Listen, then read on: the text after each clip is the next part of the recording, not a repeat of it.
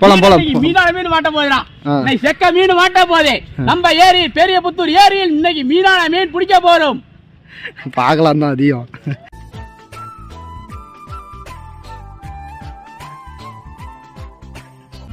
ஏப்பா துளி உண்டுக்குது, எப்படி மீன் மாட்டோம்? ஒரு நம்பிக்கை தான், ஒரு பொழுதுபோக்கு. இல்ல இது எப்படி இதோட மேனுஃபேக்சர்? ஞாயிற்றுக்கிழமை இருந்தாலும் மீன் பிடிக்கலாங்கிற ஒரு எண்ணத்துல வந்துட்டோம். இல்ல தக்கை எவ்வளவு தூரம் இருக்குது? இவ்வளவு தூரம் வந்துருச்சு.